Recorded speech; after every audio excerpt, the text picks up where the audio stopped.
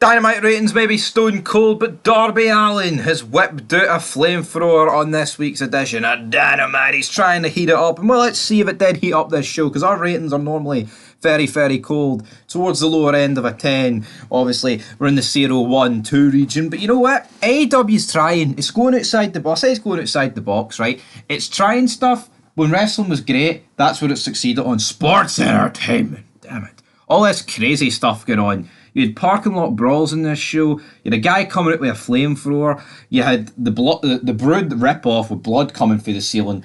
I like that sort of stuff. Now, as cheap as it was with the flamethrower, I think when AEW's tried this stuff in the past with the exploding ring, it fell flat on its arse, alright? That was a disaster. I mean, if they'd done that right, and it was actually a cool visual, you could have half accepted it, but yeah, they should have just scrapped that immediately as it happened. But you know what? It seems more to be the way the wrestling business is going is that WWE is centering way more towards wrestling, and AEW this year, I would say, centering more towards sports entertainment. Now, is it doing a shitty excuse at it? I would say so, but Tony Khan's definitely going into the bag of tricks, some Attitude Era stuff, some WCW stuff, and he's trying to make something work out. Is it working though? It's your 22nd of May 2024 edition of this show. But let's talk about our first match, shall we? It was Orange Cassidy and Will Ospreay, against Trent and Roderick Strong. This match does nothing for me. It probably does nothing for a lot of people. I mean, Will Ospreay just feels like a jobber. I mean, this is the guy that's on 20 billion a year, every 3 years, whatever, man. He's still on a decent amount of money a year, regardless if it's a 3-year contract, blah, blah, blah. But Trent and Roderick Strong, jobbers, Roddy Strong. Aye, no, not happening. But, again, you've got the mixed match here of, Will Ospreay doing everything 100 miles an hour, then Orange Cassidy doing things at 1 mile an hour. It just doesn't really work. He doesn't move off top rope, then Orange Cassidy falls in to Trent Barretta. 1, 2, 3, and actually, no, that's not what happened. Haha, false dawn. It looked like Orange Cassidy about to win, but then it's the sexy Chucky knee by Trent to Cassidy. 1, 2, 3, boom, end of Heartache. And Trent and Roderick Strong win this one. I was shocked, like I said. I actually thought when he hit that elbow drop off the top, especially because he was doing it in his signature slow motion shite, I thought that was the end of the match. And Will Ospreay here losing. Didn't get pinned, but still losing to these jobbers, which is mental. But here we got is trying to spice up these feuds as we head to Double or Nothing. Ospreay then gets left bloody pretty much. Wardlow and the rest of the undisputed jobberoonies come out.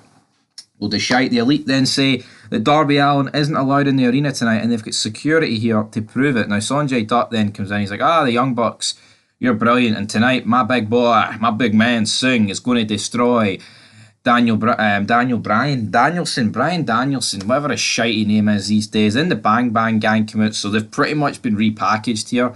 There's no two ways about it. There's no such thing as Bullet Club Gold anymore. It is simply Bang Bang Gang. It just sounds all a little gay, but here, if you like that, then you'll probably like that name, wouldn't you? But let's talk about it, damn it. Death Triangle storm the ring. Pac's there, the Bang Bang Gang's there. They escape, then Pac challenges them for their titles at Double or Nothing. This is awful, right? So the Bang Bang Gang came out, and I think they've all got 3 titles each, and Jay White might actually have 4. I've lost count, alright, and I shouldn't be losing count. They actually whipped out this wee trolley thing, and stuck all their belts in it. I mean, come on. I mean, what are we doing here? Sums up how shite the belt matches are. I mean, what the belts are, and the matches are. Like, what? We've got all these belts. We're supposed to care about them, and they're literally just throwing them in this wee container thing that they wheel down to the ring. That's brilliant. We then have Shibita taking on Hook, taking on Brian Keefe. And then, what happens here? Well, we actually get Shibita and Hook winning the match. Keefe taps, double tap. We literally just seen a finish like this on NXT the previous night. And Jericho then agrees to a freeway. Jericho's like, let him fight! Whoa! Chris Jericho wants to fight. Has he reinvented himself? I don't think he has. We then have Kensuke Takeshita taking on Matt Sydal. Ends in about 5 seconds. I'm not going to complain. He then dumps Sydal out the ring. Takeshita, who won the match. Big release German suplex. Looked pretty sore, but Moxley! Moxley comes out. Batters him. I'll see you at Double or Nothing. Then the Elite are in the back. They're handing out these like wanted posters. Oh, Darby Allin, if he's here tonight and you batter him. Swerve Strickland then takes a flyer, then throws out and tells the Bucks to hit his music. He then wrestles Nick Wayne. And I don't think, right, that AEW is doing a good job with Swerve Strickland. I don't particularly rate the guy, but here is your world champion in a match against a member of the guys facing the challenger at the pay-per-view. So he's taking on Nick Wayne, 18-year-old Nick Wayne, 1880, doesn't really matter. Alright, your world champion's in the match, and what did the commentary team just spend the entire match talking about? Darby Allin's banned from the arena. Oh, what about the Young Bucks? This is your world fucking champion. I get it. That storyline's a decent size as well, but this is your world champion, man. You need to put a bit of focus. Like, you would think that Swerve Strickland and Christian here are feuding over a bloody pebble in the street, not the world title. The way they were getting on here, he wins. Swerve Strickland being labelled as a vampire. Does that do anything for you? No. But then Kill Switch appears. But then bloody the big man Swerve, he gets the upper hand. Christian then runs to the back. He jumps in. I say jumps in. He hijacks this guy, carjacks this guy. And then he tries to escape, but then another car blocks him in. It pans. It's Prince Nina. What's going on here? Swerve Strickland then starts punching Christian, drags him out of the window of the SUV, starts battering him, then he DDTs him on top of the truck. Christian is absolutely done. Swerve then goes to pick up a chair. He goes to concerto him on top of the SUV, but Christian manages to roll away and escape. That's a decent segment, right? That's a segment, your world title segment there. I was going to say when's the last time WWE did that, right? They did it with The Rock and Cody, right? But it's like, come on, man. This is when wrestling's at its best, when you've got these like backstage brawls and parking lots over a world title. I mean, I'm not saying this was fantastic, but at least it's something. You know, he fucking drags him out the motor and then puts his head against it and he goes for the concerto and he manages to escape.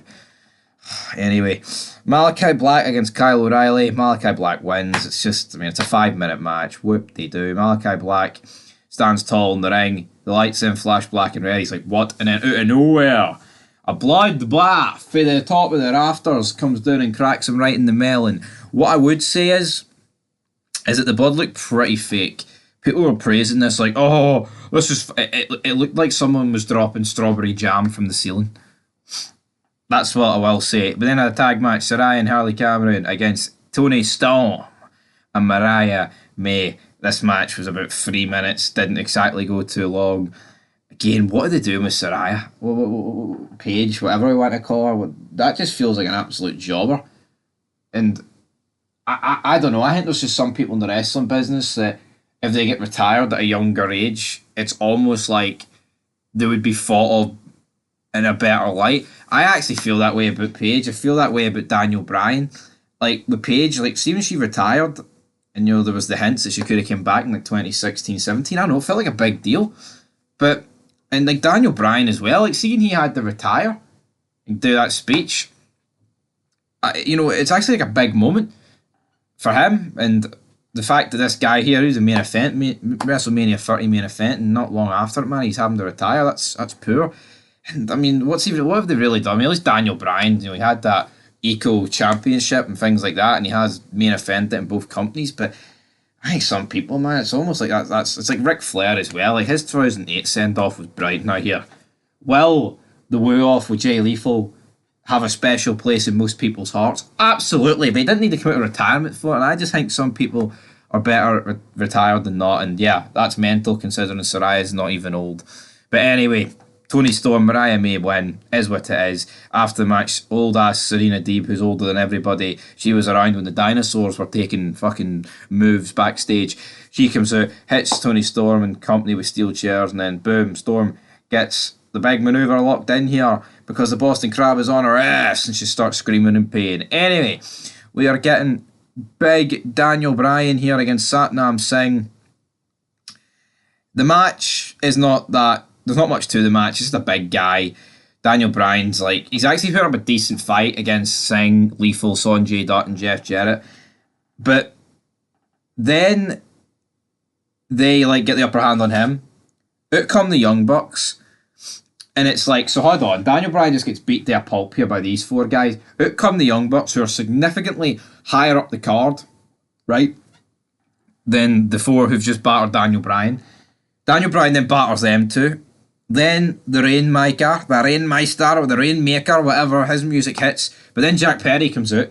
Jack Perry starts hitting Daniel Bryan. It's 4-on-1 beatdown, right? And you're thinking, what is here? Then we see a video on the Tron. Tony Khan is driving Darby Allin to the arena.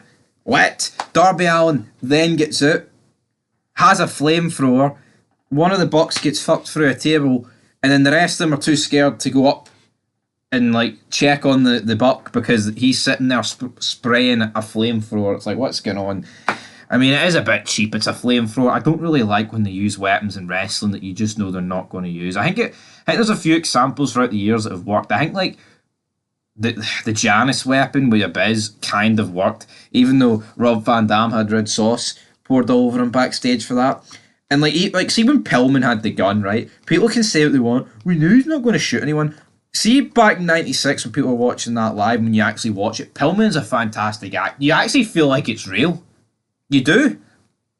And like it's not like, you know, a bullet actually went off. It's not like Darby Allin here actually set fire to half the arena. He's spraying it hopelessly. And it's like, what, are we seriously led to believe that if one of these guys came anywhere near up the ramp, he'd have set them on fire with an actual flamethrower? I don't know. But you know what? I actually think there was a couple of decent things on this show. We bury AEW a lot. I can see why the AEW fanboys and, you know, the diehards that tune into this don't like this show, though, because it's very sports entertainment. Now, there was 7 matches, right? But the only real stuff I liked was, you know, the parking lot brawl. This ending was alright. I think it's just between jobbers, so that's the only problem.